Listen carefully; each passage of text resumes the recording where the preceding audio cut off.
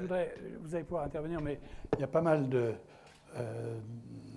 réactions dans la salle. Attendez, avant, il y a monsieur qui, depuis tout à l'heure, souhaitait... Attendez, une seconde, je vous donne tout de suite la parole. Monsieur, allez-y. Je vais vous demander de vous lever, c'est pour la caméra. Hein.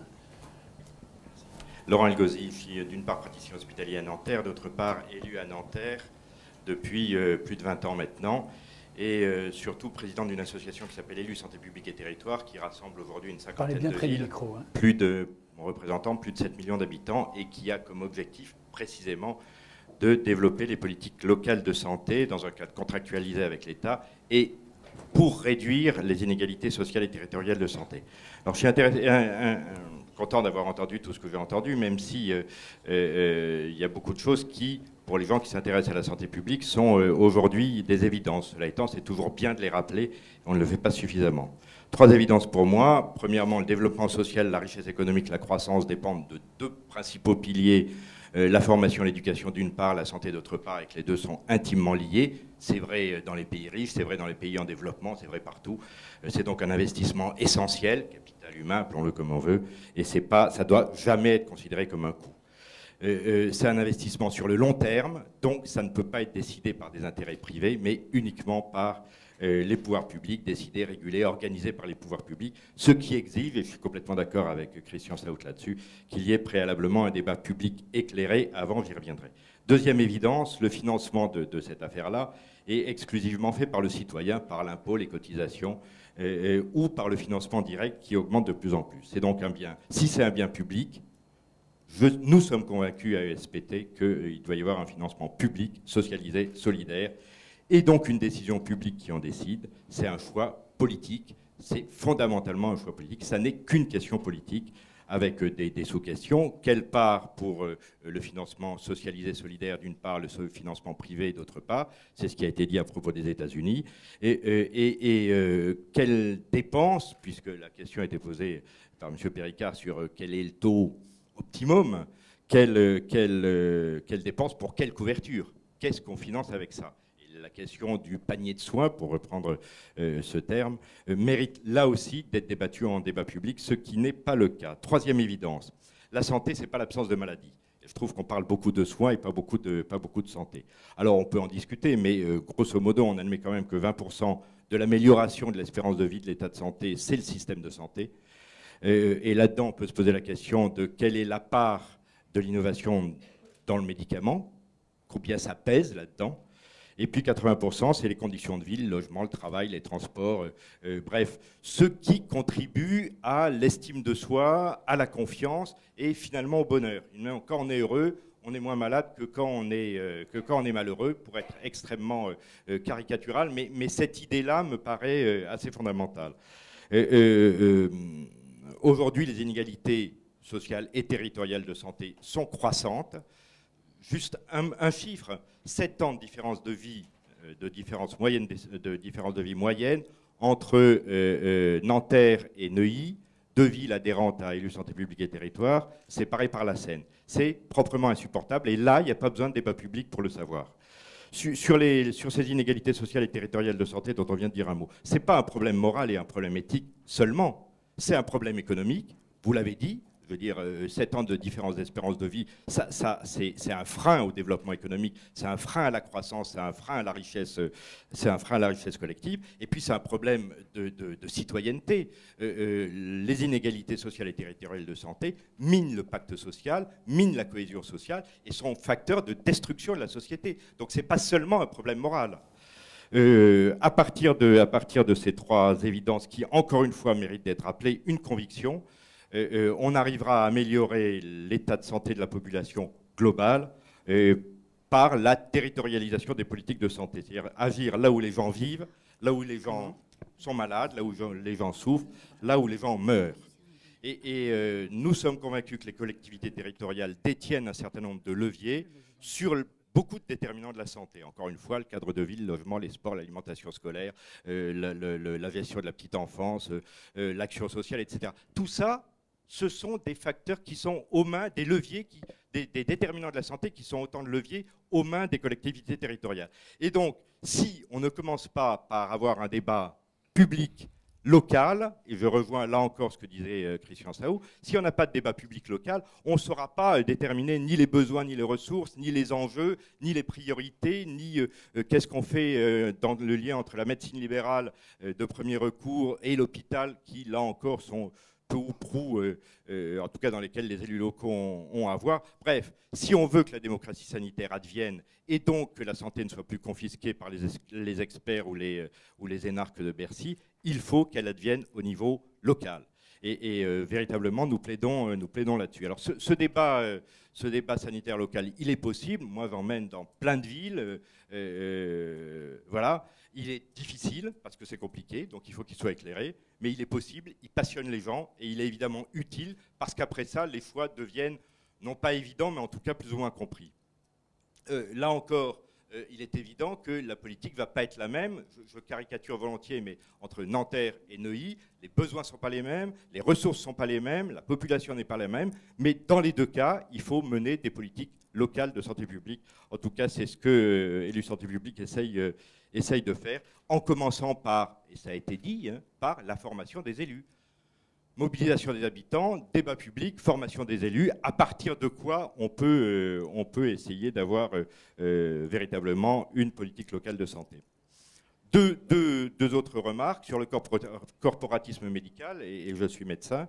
Il est aussi dramatique à l'hôpital et en ville. C'est, à mon avis, un des principaux obstacles à la non-évolution de notre système, voire à sa dégradation. Ce n'est pas le seul, mais c'est un des...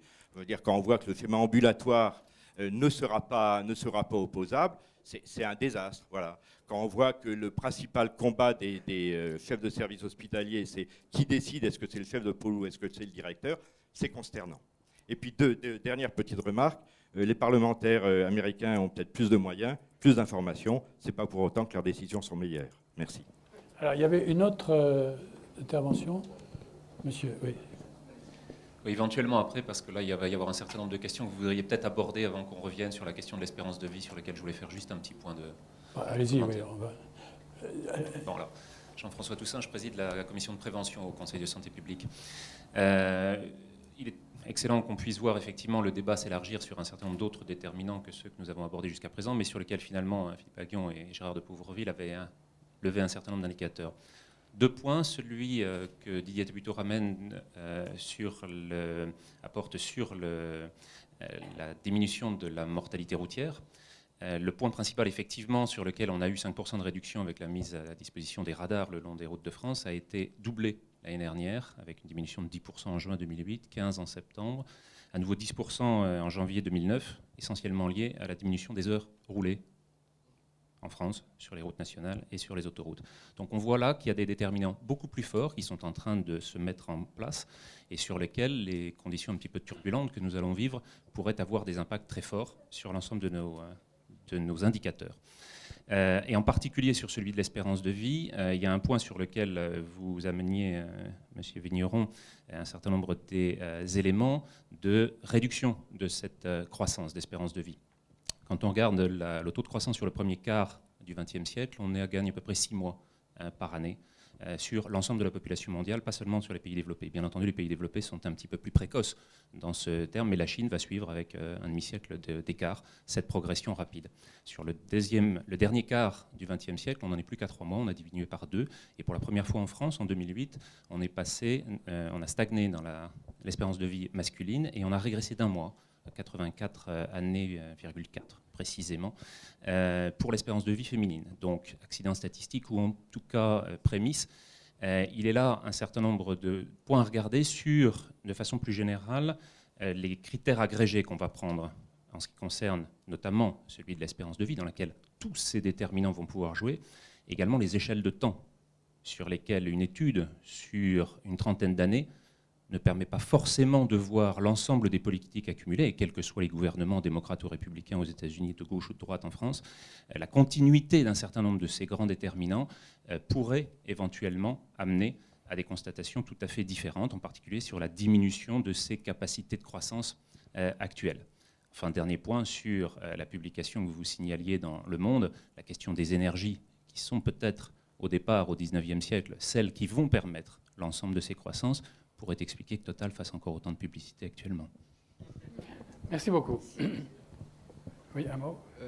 Oui, juste une réponse à Jean-François, ou peut-être un certain nombre d'éléments de réponse sur l'accroissement de la longévité ou la dégradation, enfin le ralentissement de l'accroissement de la longévité au cours du temps. Je pense sur le trend long, on peut peut-être faire cette prédiction.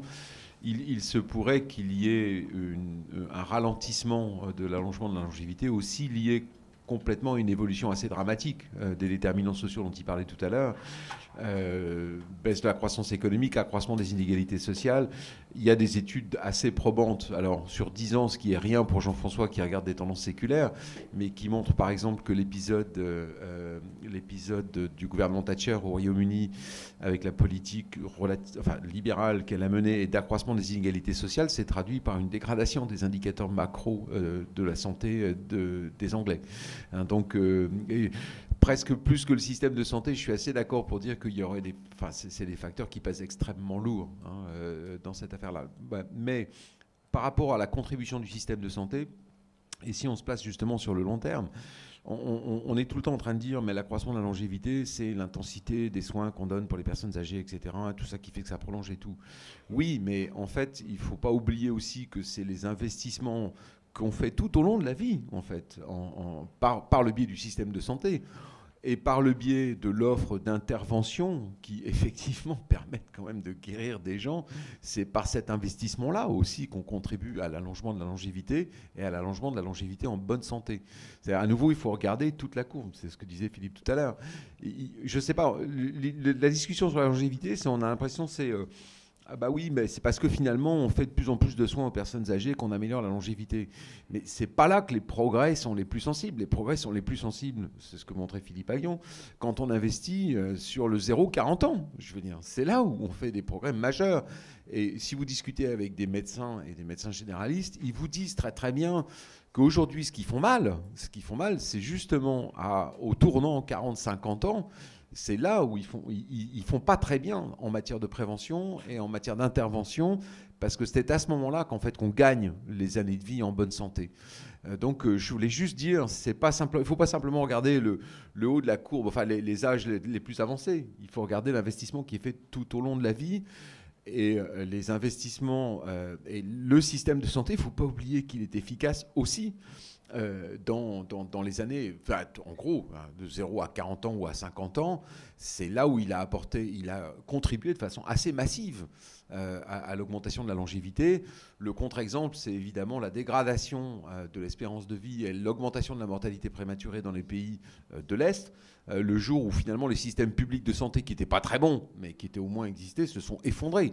Et ça s'est traduit immédiatement par une augmentation de la mortalité prématurée, et qui est certainement la mortalité la plus dommageable du point de vue de la croissance économique, puisqu'en fait là on touche à la capacité productive en fait des gens. Et si on veut encore un autre exemple, il n'y a qu'à regarder les études qui ont regardé dans les pays en voie de développement la dégradation colossale effectivement de la capacité productive des pays en voie de développement à cause de clash d'âge complètement décimé par le sida. Je veux dire. Donc voilà, je voulais juste rappeler, attention, quand on parle longévité, on n'est pas en train de dire simplement on améliore, les innovations thérapeutiques sont là pour améliorer la santé des personnes âgées au-delà de 75 ans. Non, on s'intéresse à l'ensemble de la population et à l'ensemble de la courbe de vie.